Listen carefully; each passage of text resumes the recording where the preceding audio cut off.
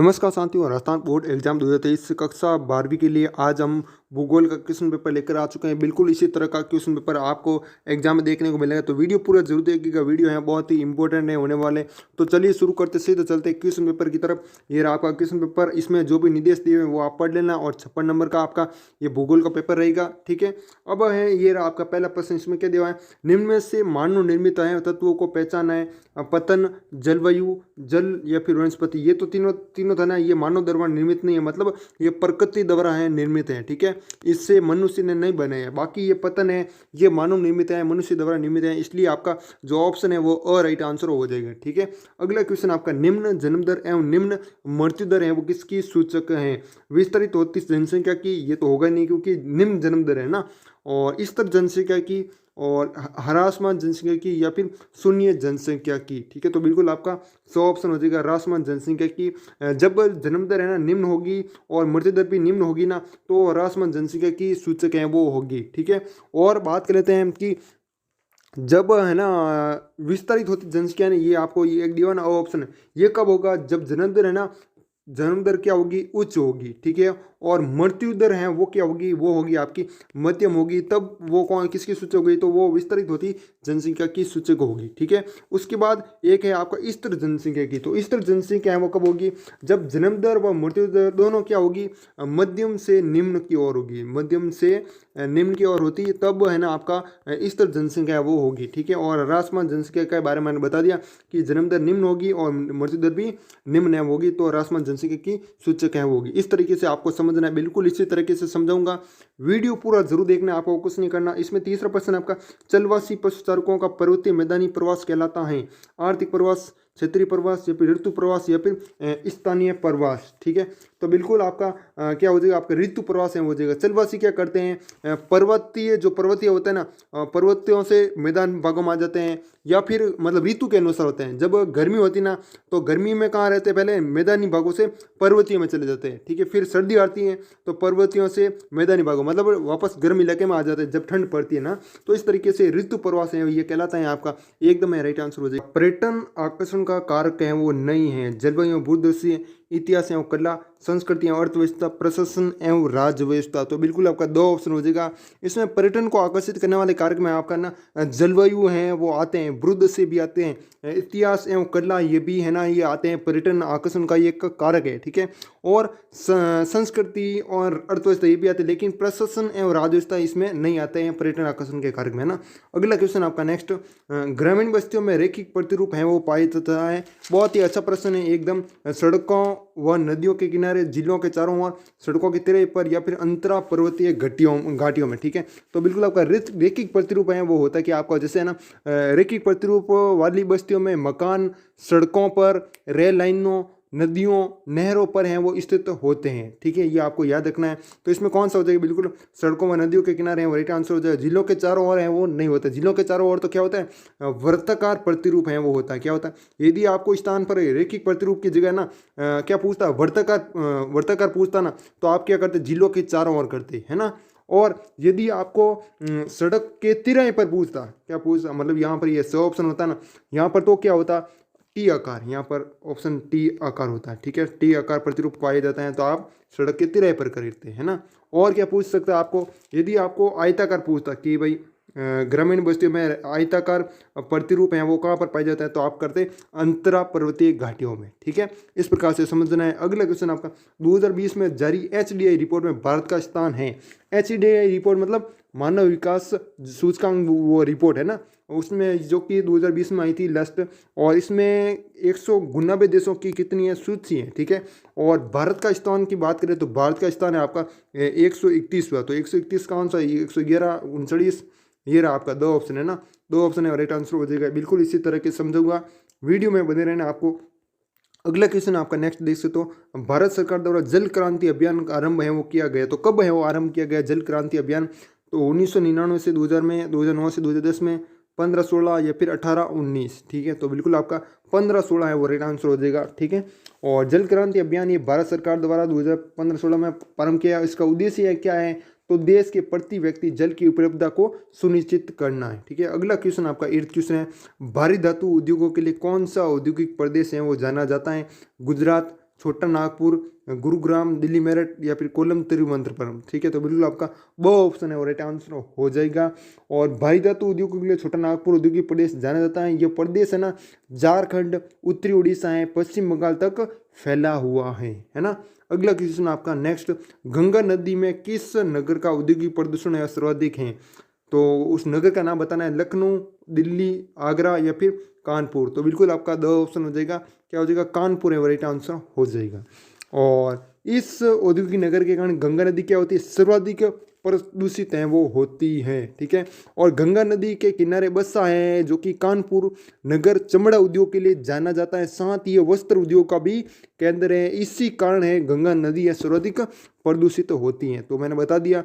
अगला क्वेश्चन आपका नेक्स्ट, रिक्त स्थान की पूर्ति करनी है। महाद्वीप में सर्वाधिक जनसंख्या घनत्व पाया जाता है। तो जिस महाद्वीप में हम रह रहे हैं उस महाद्वीप में सर्वाधिक जनसंख्या घनत्व होगा तो एशिया हो जाएगा ना। मानव विकास सूचकांक 2020 में सर्वोच्च कोटि क्रम वाला देश है। तो भारत का स्थान मैंने बताया था 131वां देश है मानव विकास सूचकांक जो रिपोर्ट आई 2020 में। ठीक है, जिसमें 199 देशों की सूची में भारत का 131वां स्थान है। तो इसमें पहला इसका स्थान है वो किसका है, तो वो बताएंगे। तो वो स्थान है आपका नॉर्वे। किसका है, नॉर्वे। ठीक है, याद रखिएगा। अगला क्वेश्चन आपका, कम दूरी है तो सस्ता है त्रिगामी।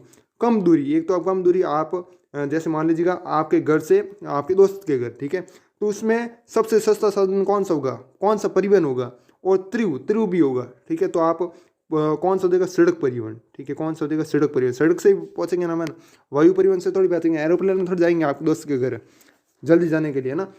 भरमौर क्षेत्र में जनजाति निवास हैं वो करती हैं। तो कौन सी जनजाति निवास करती हैं, गद्दी, कौन सी गद्दी है वो निवास करती है। ठीक है, ज़्यादा दूर जाना हो ना तो हम दूसरा है परिवहन करेंगे यहाँ पर। ठीक है, और अगर कम दूरी है तो वो सड़क करेंगे। ठीक है, और यहाँ पर जैसा लिखा हुआ कम दूरी है तो आपको समझ चुके होगा अब तो, है ना। अगला क्वेश्चन आपका नेक्स्ट, अति लघुत्तम प्रश्न आ चुके हैं आपके। इसमें केंद्र सरकार द्वारा गंगा नदी की सफाई के लिए राष्ट्रीय स्तर पर कौन सा कार्यक्रम है वो शुरू किया गया है? तो केंद्र सरकार द्वारा एक कार्यक्रम शुरू किया गया था राष्ट्रीय स्तर पर, कौन सा, नमामि गंगे। ठीक है, ये आपको याद रखना है, नमामि गंगे। ओके, यदि आप लेगून झील देखनी है तो आप किन दो राज्यों की यात्रा है वो करेंगे? तो एक तो हम कर लेंगे केरल की, और एक हो जाएगा आपका उड़ीसा। ठीक है, ओडिशा। ओके, अगला क्वेश्चन आपका, भोजन संग्रह विश्व के किन दो भागों में किया जाता है? तो किस भागों में किया जाता है? तो ये तो आपका ध्रुवीय क्षेत्रों और भूमध्य रेखीय वर्षा वन क्षेत्रों में। ठीक है, अगला क्वेश्चन आपका, मानव भूगोल की ये परिभाषा दी हुई है। ठीक है, कौन सी? मानव भूगोल अस्थिर पृथ्वी और क्रियाशील मानव के बीच परिवर्तनशील संबंधों का अध्ययन है। मानव भूगोल की ये परिभाषा है वो किसने दी थी? तो किसने दी थी, ये सभी को आना चाहिए, एलन सी सैंपल। क्या हो जाएगा, एलन सी सैंपल है वो राइट आंसर हो जाएगा। अगला क्वेश्चन आपका नेक्स्ट, अगला है खंड ब, ग्रामीण बस्तियों को प्रभावित करने वाले 3 है वो कारक हैं वो बताना है जो कि क्या करते हैं, ग्रामीण बस्तियों को प्रभावित करते हैं। तो एक तो आपका हो जाएगा जल आपूर्ति। साधारण सी बात है कि ग्रामीण बस्तियां जल स्रोतों जहां जल आसानी से उपलब्ध हो जाता है के निकट है वो बसाई जाती है। एक तो आप जल हो जाएगा, एक आपका भूमि है वो हो जाएगा। इसी प्रकार आपको 3 है बताना है। भूमि के बारे में लिख दोगे कि मनुष्य बसने के लिए उस जगह का चुनाव करता है जहाँ की भूमि कृषि जो कार्य करने के लिए उपजाऊ हो। ठीक है, तो ये आप इस प्रकार से 3 लिखने हैं, 2 मैंने बता दिया है। अगला, निपटाए गए नौबार के अनुसार पतनों के प्रकार हैं वो लिखने हैं। तो पतनों के प्रकार मैं आपको बता रहा हूँ, एक आप लिख दोगे औद्योगिक पतन, और एक आप लिख दोगे वाणिज्यिक पतन, और एक आप लिख दोगे विस्तृत पतन। ठीक है, तो ये तीनों पतन है जो कि मैंने आपको बता दिए। ठीक है, अब इसी प्रकार है नेक्स्ट क्वेश्चन आपका अगला, मुक्त व्यापार पर संक्षिप्त टिप्पणी लिखनी है। तो ये तो आप खुद कर लेना। अगला क्वेश्चन है, पार महाद्वीपीय रेल मार्गों से क्या से इनका निर्माण क्यों किया जाता है? तो पार महाद्वीपीय रेल मार्ग पूरे महाद्वीप से गुजरने हुए इसके दोनों छोरों को क्या करते हैं, जोड़ते हैं। पूरे महाद्वीप में गुजरता है, क्या है, पार महाद्वीपीय, मतलब पार जावे अनवर्ण है ना। और क्या इसमें इसका निर्माण है ना आर्थिक और राजनीतिक कारणों से विभिन्न दिशाओं में लंबी यात्राओं की सुविधा प्रदान करने के लिए किया गया है। ठीक है, और अब है नेक्स्ट क्वेश्चन, इसमें तो बहुत है। अगला है आपका, वृद्धि और विकास में अंतर स्पष्ट करना है। तो वृद्धि का चिन्ह है ना वो होता है आपका धनात्मक और ऋणात्मक है, दोनों हो सकता है। ठीक है, और बात करें विकास की तो इसका अर्थ है विकास तब तक नहीं हो सकता जब तक वर्तमान दशा में क्या ना हो, वृद्धि ना हो। ठीक है, जो भी अभी वर्तमान दशा है मतलब विकास कॉम रेवणो, है ना, मारवाड़ी में कहने। तो अगला क्वेश्चन आपका नेक्स्ट 8वां क्वेश्चन हो चुका है। यदि किसी प्रदेश का क्षेत्रफल 25 वर्ग किलोमीटर तथा जनसंख्या 7500 है तो घनत्व है वो ज्ञात करना है। तो घनत्व का सूत्र होता है, मैं आपको बता रहा हूँ। तो जैसे जनसंख्या घनत्व इज इक्वल, ऊपर जनसंख्या लिखना, फिर बटा में क्षेत्रफल है वो लिख देना है, ठीक है। और फिर जो करोगे तो आपको वो उत्तर आ जाएगा, ठीक है। तो जैसे मैं आपको करवा रहा हूँ, जैसे आपकी पहले मैं क्या कर रहा था, जनसंख्या घनत्व, पहले आप लिख दोगे जनसंख्या कितनी है, 7500 है, ठीक है। और फिर लिख दोगे आप कितने में, मतलब क्षेत्र है वो कितना है, कितने किलोमीटर में, तो 25 किलोमीटर है ना। तो 25 से आप भाग करोगे तो कितना आएगा आपका, लगभग आपका 300 है वो राइट आंसर हो जाएगा, ठीक है। 300 व्यक्ति प्रति किलोमीटर, ठीक है। अगला क्वेश्चन, भारत में नगरीय जनसंख्या में तीव्र वृद्धि के 2 कारण लिखने हैं, लिख दोगे। अगला क्वेश्चन आपका, और बात कर लेते हैं पीडीएफ की, तो पीडीएफ है वो आपको हमारे टेलीग्राम ग्रुप में मिल जाएगी, और टेलीग्राम ग्रुप का लिंक है वो आपको डिस्क्रिप्शन में मिल जाएगा, ठीक है। अब नेक्स्ट है आपका वाणिज्यिक एवं छावनी नगरों को उदाहरण सही समझाई, और प्रवास के 2 सामाजिक परिणाम बताई, ये सही पढ़ा मैंने ना। अगला पेट्रोलियम ऊर्जा संशोधन के 2 उपयोग बताने हैं। इंदिरा गांधी नहर क्षेत्र में सतत पोषणीय विकास को बढ़ावा देने तो 2 उपाय सुझाने हैं। अगला क्वेश्चन आपका 15, भारत के निर्यात संगठन के प्रारूप की 2 विशेषताएं बतानी है, ठीक है। इसी प्रकार अगला क्वेश्चन आपका खंड 6 है, वाचक आपका भारत की निम्नलिखित राष्ट्रीय महामार्ग विकास परियोजना पर टिप्पणी लिखनी है। स्वर्णिम चतुर्भुज योजना उत्तर दक्षिण व पूर्व पश्चिम गलियारा, है ना। तो बहुत ही इंपॉर्टेंट क्वेश्चन है, एक प्रकार से आप मान सकते हो। और अगला क्वेश्चन, भारत के पेट्रो रसायन उद्योग को संक्षिप्त में समझाना है। अंकीय विभाजन क्या है, ये मैं क्वेश्चन है करवा चुका हूँ ऑलरेडी, चैनल पर जाकर देख सकते हो। अगला आपका खंड 2 है, वो आ चुका है। विनिर्माण को परिभाषित करना है, और फिर आकार के आधार पर क्या करना है, विनिर्माण उद्योग को विभिन्न प्रकारों का वर्णन करना है, ठीक है। तो 2 क्वेश्चन पूछे, इसमें दोनों बताने हैं। या फिर ये आपको नहीं आता है, मान लीजिएगा आधा ही आता है, तो आप नीचे वाले कर सकते हो, विश्व में सूती वस्त्र उद्योग पर लेख है वो लिखना है, ठीक है। तो दोनों में से कोई करो। अगला क्वेश्चन आपका, भारत में भू उपयोग के किन 4 समूहों में वृद्धि दर्ज की गई, संघ कारण व्याख्या करनी है। ऊपर ये वाला आता है तो आप ये करो, वरना अथवा में दिया आप नीचे वाला प्रश्न ये वाला भी कर सकते हो। भारत में खरीफ एवं रबी की फसलों का निम्नलिखित बिंदु के आधार पर तुलनात्मक विश्लेषण करना है, ठीक है। तो ये बिंदु दिए, इन बिंदुओं पर आपको है वो लिखना है, तुलना करनी है कि मुख्य फसलें वो क्या हैं, खरीफ और रबी की, ठीक है। और समयावधि क्या है, मतलब कितने टाइम के बाद इसको काटा जाता है, बोया जाता है, क्या टाइम रहता है। प्रमुख उत्पादक क्षेत्र कौन कौन से कहाँ पर उत्पादन है होता है। अनुकूलित जलवायु क्या दशा होनी चाहिए, ठीक है। तो सिंपल सा लिख सकते हो। अगला क्वेश्चन आपका खंड ये आ चुका है, दिए गए भारत के मानचित्र में निम्न सूती वस्त्र उद्योग को दर्शाना है। सूरत, कानपुर, कोयम्बटूर, मुर्शिदाबाद, ठीक है। तो इनको दर्शा सकते हो आराम से। अगला क्वेश्चन आपका नेक्स्ट, दिए गए मानचित्र के, यहाँ पर ये क्या आ रहा है, 1 मिनट, दिए गए विश्व के मानचित्र में निम्न हवाई पत्तनों को दर्शाना है। तो ये पेरिस है, रियो डी जेनेरो, संघई और शिकागो। रियो जो सम्मेलन हुआ वो कब हुआ था, आपको पता होना चाहिए, और जो कि ये कहाँ पर हुआ था, रियो डी जिनेरो में हुआ था। रियो सम्मेलन हुआ था ना, रियो डी जिनेरो में, है ना। तो वहाँ पर है वो हुआ था, ठीक है। और कब हुआ था, इसका आंसर आप कमेंट बताओगे, ये आपके ऊपर छोड़ रहा हूँ एक बार, है ना।